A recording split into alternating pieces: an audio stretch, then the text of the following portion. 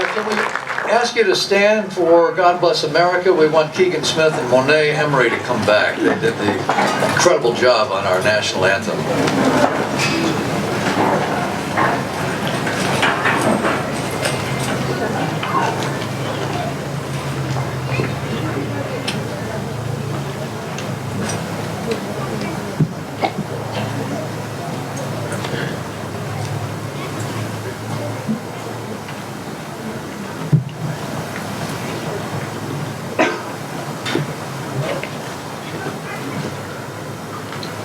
God bless America, land that I love.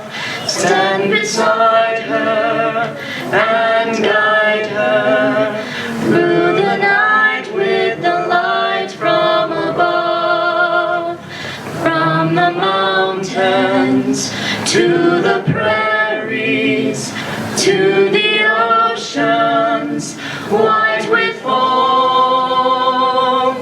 God bless America, my home, sweet home.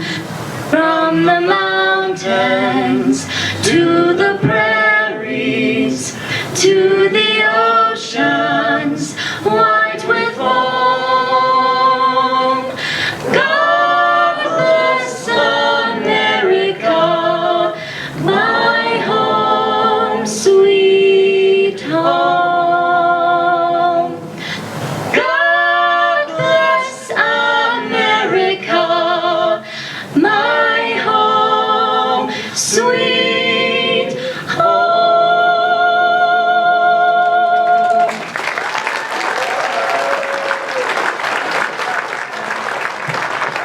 Thank you. Please be seated.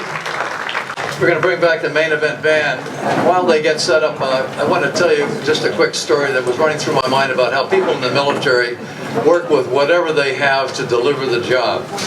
Who was here when Phoenix and the Diamondbacks won the World Series?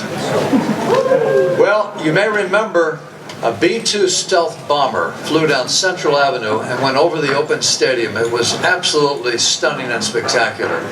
Billion-dollar bomber. I had the chance when I was on the radio to interview the pilot. And he told me what was going on in the bomber when they were flying down, and it's extraordinary.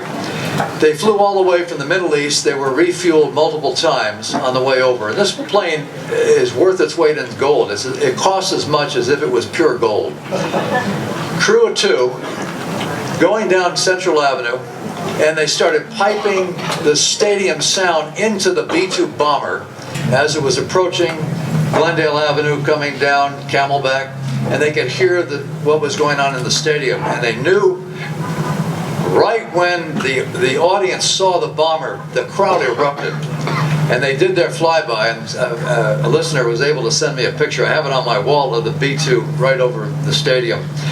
And I said to the captain, I said, how long a trip was this? And he said it was about 15 hours and multiple refuelings. And I said, well, how do you have crew quarters on there?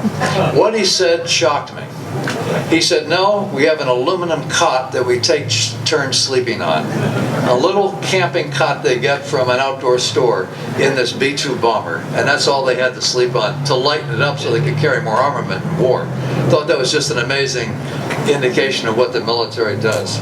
Well, let me introduce our band here, band members, and then I'll explain what we're going to do. We have Beth Laligden. Beth, she's still, okay, she's back there, but that's that attractive lady that was singing. Andy Waldron. They're not going to sing on this. I'll tell you what's going on. John Williamson on trumpet, Brian Alter on trombone, Lou Cohen on sax, Frank Pica on keyboards, Ralph Ferrara on the guitar, Doug Giacchino on drums, and Todd Knowles, of course, the bass and leader. They're going to do a medley of the various armed forces songs, and when you hear your anthem, would you please stand, and then you can sit down after your anthem. So let's go. The main event band honors all the branches of our service.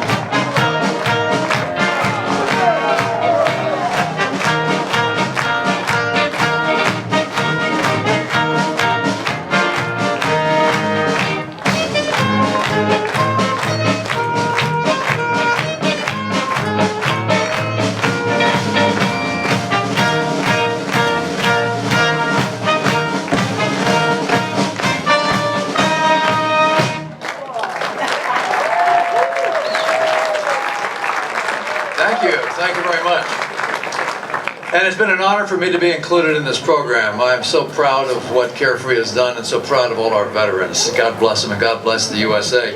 Let me bring on again Councilman and Vice Mayor of Carefree, John Crane, to tell the story of the last post.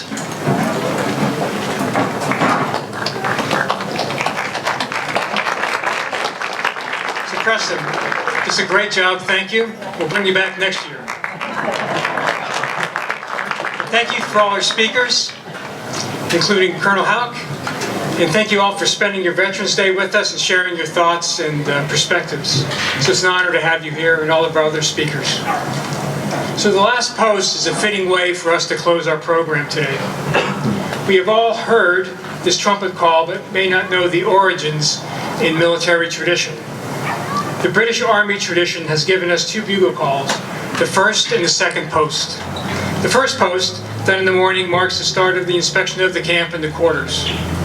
The last post call, or the second post, was used in British Army camps to signal the end of day when the duty officer returned from his tour of the camp and the quarters. At the end of the day, when he had inspected the sentry posts around the camp, a call was played at each of them to signify that all was well in the garrison. The last post call had another function at the close of a day of battle. It signaled to those who were still outside the garrison walls, either fighting, wounded, or separated from the comrades, that the fighting for the day was done. And then for them to follow the sound of the call to safety and rest. During the 18th and 19th centuries, the use of the last post was carried to the various corners of the British Empire and beyond. In all those countries, including the United States today, it is now incorporated into military funerals. It is played as a final farewell, symbolizing the fact that the duty of the soldier is over and that they can rest in peace.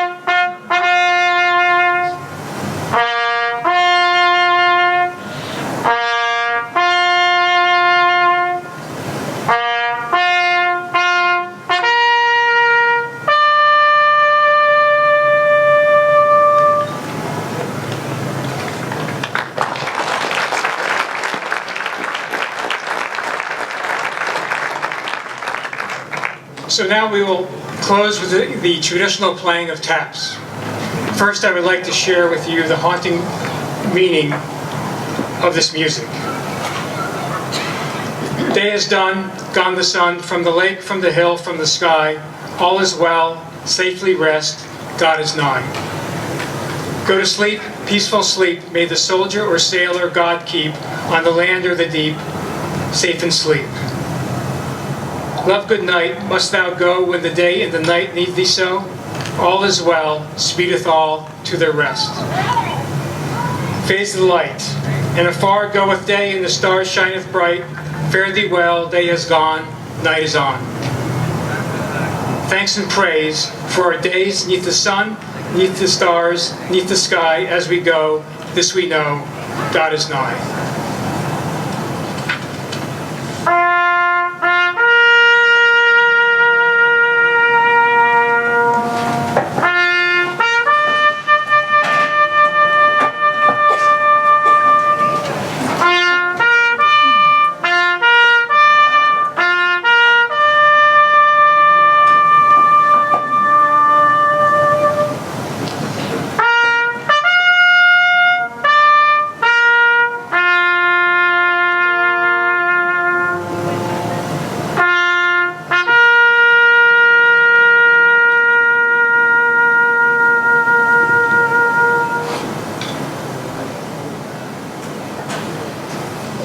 So we appreciate all of you spending your Veterans Day with us, honoring our veterans, and I hope to see you again next year for our 14th. Thank you for coming.